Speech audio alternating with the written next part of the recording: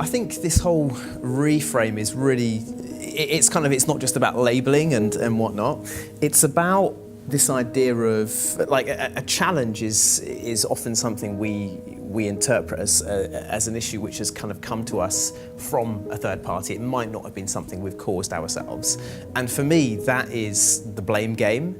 And I think that is just the most disempowering thing that we can do, is to blame anyone for anything that ever happens. Blaming the economy, blaming a competitor, blaming a friend for stabbing you in the back, or whatever it might be.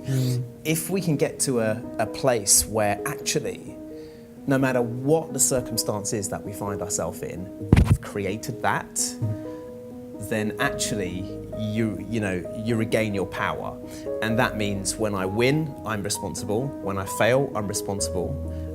When the whole world is kind of against me, if you like, things aren't going how I wanted them to be, I'm absolutely responsible for that. And it's about that kind of acceptance of the way in which things are being, and you kind of being okay with that. And it's this kind of concept of being at the source of your life.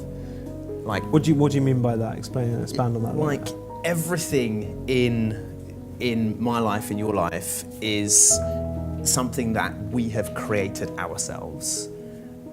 Whether we're necessarily aware of it or not, whether it be the people we've attracted into our lives, whether it be the fact that you're sitting on this stage right now, the fact that I'm sitting here, everything has been a function of small decisions we've made, people we've surrounded ourselves by, the decisions we haven't made, the things we've avoided doing. Absolutely everything is a creation of what we've done. We've manifested it.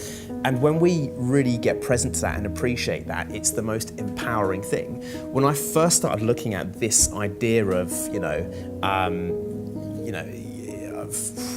I first started looking at the idea of, like, me being responsible for everything, the initial idea was actually a little bit scary and disempowering. I'm like, how on earth did I create the fact that, a competitor's done this, or how on earth did I create the fact that someone who I hired in my team, who I thought was going to be an amazing manager, turned out not to deliver what I wanted.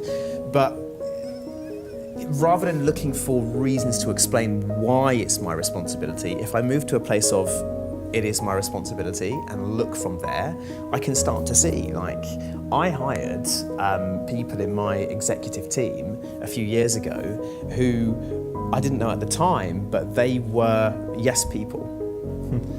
And where I was a few years ago was, if people were challenging the way I was thinking, the way that I was building my business, then I would find that a little bit uncomfortable.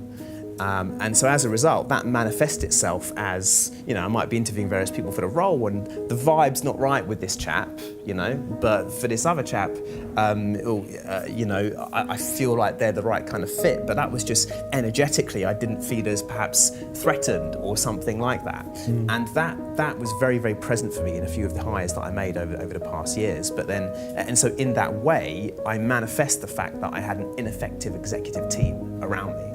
And by taking control of that, it's incredibly disempowering to say, so-and-so's not performing well, because how can I control their behavior? I can manage them, I can try and work with them, but I can't control their behavior. But if I say, I've hired the wrong person, I've attracted someone here who I don't think is the right fit for me, then I'm empowered to make change in that space.